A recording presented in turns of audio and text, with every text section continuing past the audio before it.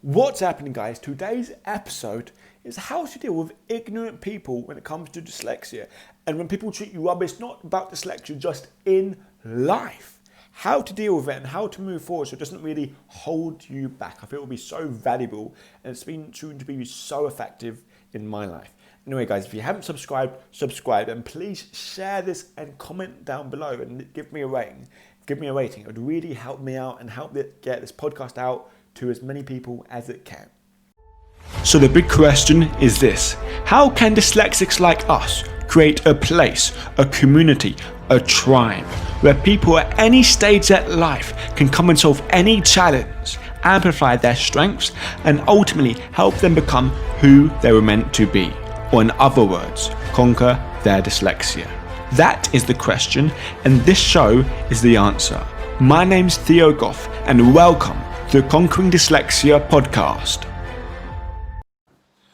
What's happening, guys? I hope we're doing good, and today I want to talk to you about how to handle ignorant people. Now, I kind of struggled with the title of this because I couldn't figure out the right wording, to be honest, of it. It's like how to handle people when they treat you rubbish. When you have these challenges and people don't understand it, and they can often discriminate against you. Well, that's the word, isn't it? Discriminating, or you know what I mean, or not understanding and treating people like rubbish and putting other people down, thinking people as less than because of dyslexia, and how to handle this and how to handle it. And before I dive deep down into that, and before we dive into that discussion, I want to talk to us a tiny little bit about a story. I was driving on the way home from work, and I was listening to this audiobook. Audiobook is called Tools from Titans. Now, this person called Tim Harris. Don't know if you've heard of him. I heard of his name quite a lot. I'm not to do with dyslexia, just to do with kind of like improving yourself in that kind of area.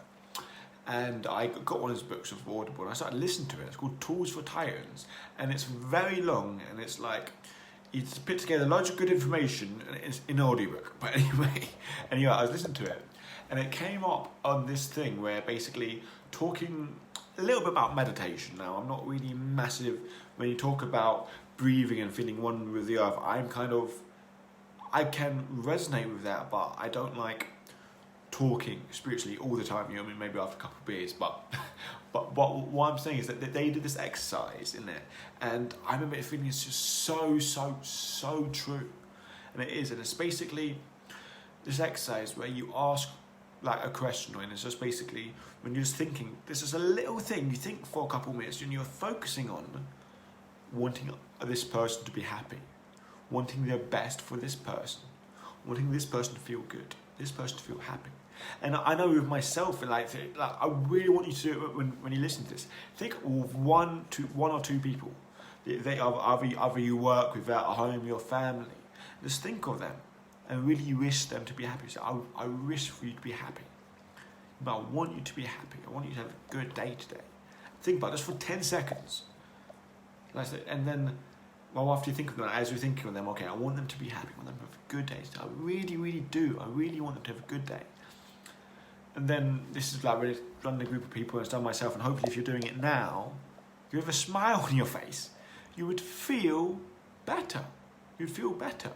And this is so true, and I really want to implement it more in my life, and I wanted to share that with you. And kind of about, hopefully it's a little segue into how can we start talking about other people, and how can we, even when other people come into our lives, like that oftentimes feels like it makes a lot worse, because they're horrible, they make us, believe bad things in ourselves, make us feel really bad, and all of this, stuff. So, so I also, before I move on, there's a quote that's stuck in my head. I'm trying to think of it. It's about mindfulness, and it's when you think mindfulness, and it's like, in order to be happy, you have to want other people to be happy.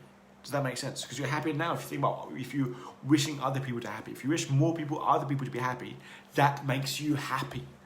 It's funny how that works, isn't it? And so this kind of relays into what I'm talking about. So let's get into it, shall we? How to deal with negative people. Now, if you listen to this, good. Because if you listen to this, you want to find solutions to this problem. And it is a problem. how to deal with people who treat you negatively, either about your dyslexia or just in general. Now, what I'm going to cover here is basically, there's 2 stories I want to cover. And it's kind of like my go-to stories about, not just about how people deal like with us who are neurodiverse, think differently, who are dyslexic, just in general, when people cut us off in traffic, when people snap at us in work, when people just tell us off. Because I remember one time, it's my second lifeguarding job. I was lifeguarding there, and I needed to go to the toilet. I was on pool for like 8 hours, and I needed to go to the toilet. And normally you have radio in to like I think DL general direct line manager. I can't remember what DL stands for. We go hello DL, or line LM or whatever. But you say hello DL, is what I've covered me for 1 minute, and you go to toilet break. And normally go, yeah, fine, they could cover you in your toilet, whatever. But for some reason, my kind of like manager at the time, not the manager, he's just in charge of the gym. He stormed in. He was like, oh God, and he just said, and he said something like, he said, I can't remember it fully, but he said something like, if you ever say that again, I'm going to throw you in the pool, or something like that. You know what I mean? Just like, and I think it was so angry, and he said some other stuff, so angry and so much rage in him. And a lot of other people would be like, well, yeah, I could have thought of it 2 ways. I could have thought, one way could have been like, oh no, I did something wrong. Oh no, I feel really bad. Oh no, it's up to me. Oh no, I feel bad about myself. But I walked off and laughed.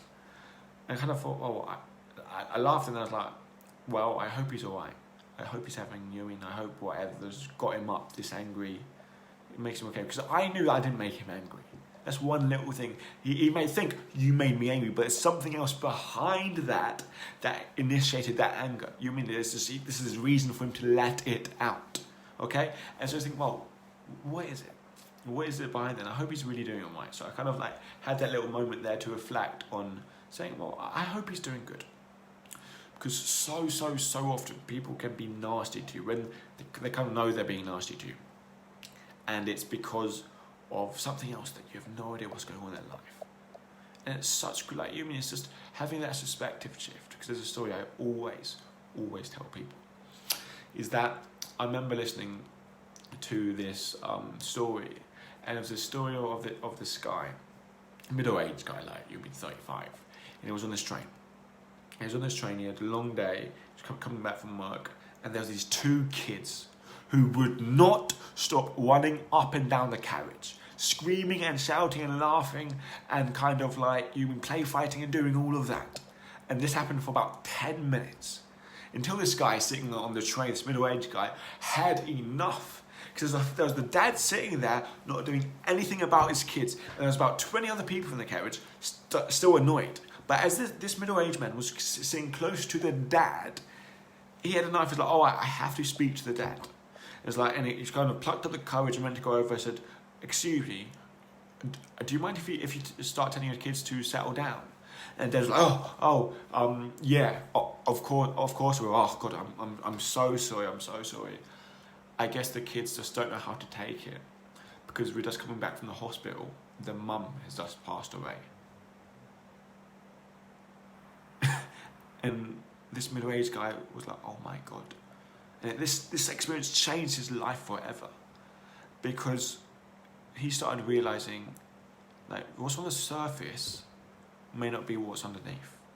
Because when people are so angry, when people treat us such bad, when people shout at us and yell at us and belittle us and make me feel like we're rubbish and they're unjust, maybe there's some pain that's happening inside. Maybe there's something happened. Maybe the person at the supermarket has not got a lot of money, has 6 kids at home, hasn't slept in weeks. All these problems we don't know. Because we're only seeing one side of them. We're only seeing one side of them at work. We're only seeing one side of them at this time. We don't know what's going on in their life, because we must get a little reflection of it by the way they're acting. But we don't know what they're dealing with. We don't know what they're dealing with. I think about when you are going through such, I know sometimes me just going through such a whirlwind of emotions and such, even a time you're like, I don't know how I'm going to cope, I don't know how I'm going to live. You can treat people bad. You can. And a lot of times people, when you treat people bad, they're like, well, you don't need to treat me like this. Then you're thinking, you have no idea what I'm dealing with. Well, guess what? You have no idea what other people are dealing with when they treat you bad. So that's the first thing I think about when people really lash out at me, thinking, wow, there must be something else going on. That's you mean not that good. And another way I think of it is like when people leave like hate comments, or when people go out their way to say mean things. What you give out is what you get back. Like, for example, thinking to other people about being nice. You know what I mean? About wanting other people to be happy. You get that in return. If you think about other people and want them to have a rubbish day, guess how you're going to feel? Rubbish. That's how it works. Think about you people. I just want you to have a horrible day. I really hate you. I despise you. How are you going to feel? You're going to feel hated and despised, aren't you? You're going to feel rubbish. And so, when other people do that, when other people treat you that way, treat you in such a way that you would never treat anyone else, we never want to be treated, then they're not a happy person, are they? They are not a happy person. So why take it literally? Why take it personally? Just say, well, I'm sorry for you. I feel sorry for you. And that's generally, this is what Gary Vee used to say. He always does say, if you don't know who he is, big social media influencer, that's always his thing. But that's what he says. And I really want to tell like these two perspectives. This is what I think when people are angry, when people treat us bad. Okay, we have no idea what's going on in their life, and if they're treating us bad, that means they feel bad inside themselves, so I feel sorry about them. There's no reason to make me feel sorry. Now, I say this, and it's like, oh yeah, you should never let other people affect how you feel. Of course they affect how you feel, but you should try to try to not make it as much as possible. Try not make it affect you as much as possible, okay? Now, I'm going to talk into our final reason why people specifically discriminate against dyslexics. Now, it could be the first two reasons. One, they are going through something there's something that you don't know, that's awful, that's horrific, and they just let out your communication of how they feel. Okay, that's the first thing. The second reason is because they're hurting inside, so they let it out. That's the way they communicate that, by hurting out, by wanting to hurt other people. But 9 times out of 10, when it comes to discriminating against dyslexia, it's this: a lack of knowledge and understanding and appreciation of what dyslexia is. Now, is it their fault? No. So they do something different? Yes. Should you hate that person? No. Realize that they don't understand.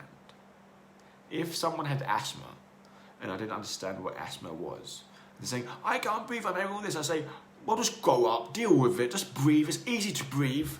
And I had no idea what asthma was.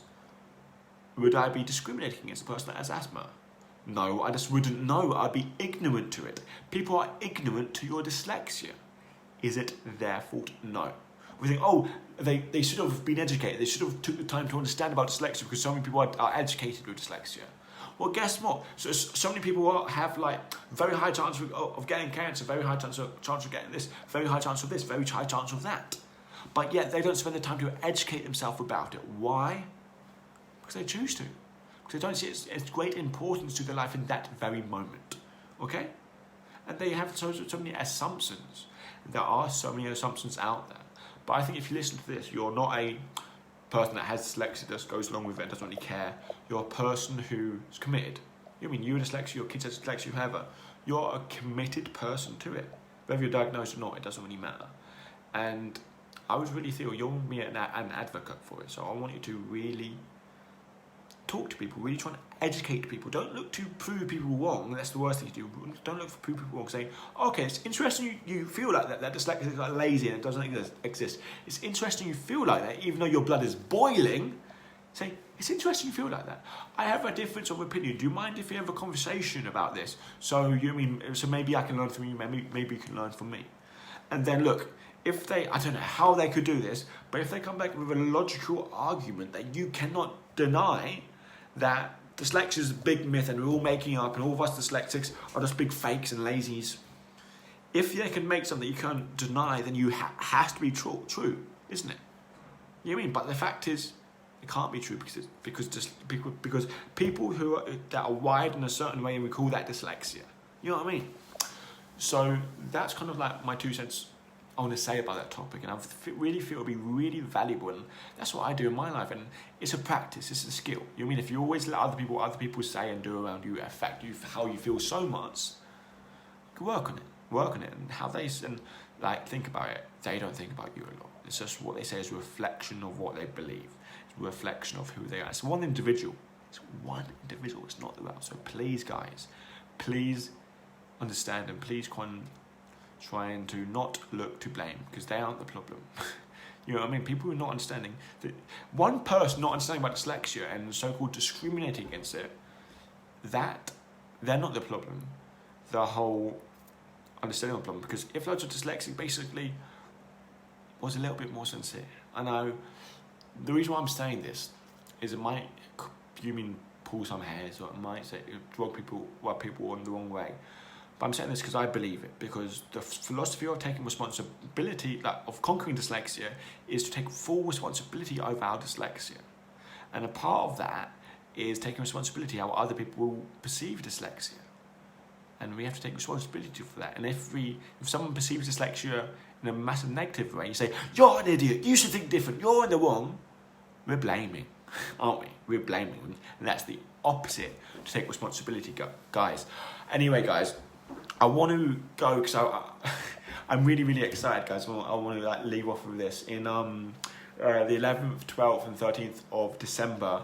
Depending on how you're watching this, is 2020. 11th, 12th, 13th of December. This is a free dyslexia conference that I'm doing called Conquering Dyslexia Live. It's been 20 hours of live training over Friday, Saturday, Sunday on me helping you to conquer your dyslexia. I'll leave a little link in the little bio down below for you to check it out. It's completely free to join, guys. I want as many people as there as possible, and I'm just launching it tonight, guys. So yeah, that's what I'm excited about, and I hope you guys are enjoying yourself, and subscribe and do all that. Take care, farewell, and bye.